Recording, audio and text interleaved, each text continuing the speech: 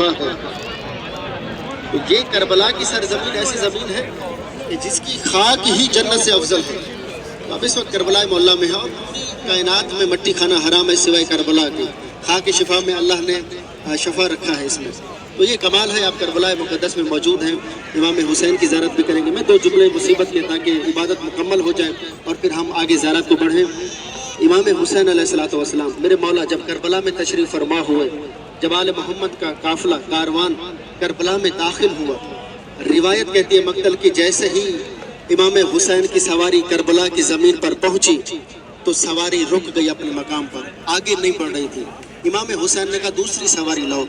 دوسری سواری پر امام سوار ہوئے، سواری آگے نہیں بڑھی۔ تیسری سواری، روایت کہتی ہے 6 سواریاں میرے مولا نے تبدیل کی، مگر 6 کی 6 سواریاں کربلا میں رکی رہی۔ پھر امام حسین کی آواز آئی کہ مجھے بتاؤ اس زمین کا نام کیا ہے؟ تو کسی نے کہا مولا اسے غارزیہ کہا جاتا ہے۔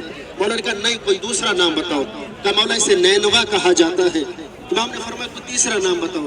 کہا مولا اسے ترشی الفرات بھی کہا جاتا ہے۔ مولا نے کہا کوئی اور نام بتاؤ۔ ایک طرف سے صدا آئی، مولا اسے کرب و بلا کہا جاتا ہے۔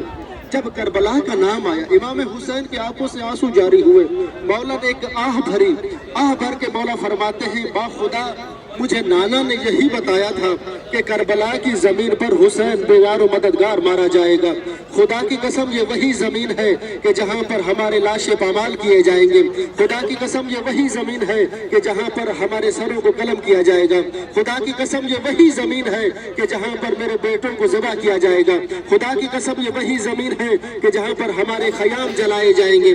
خدا کی قسم یہ وہی زمین ہے کہ جہاں پر ہمارا خون بہایا جائے گا۔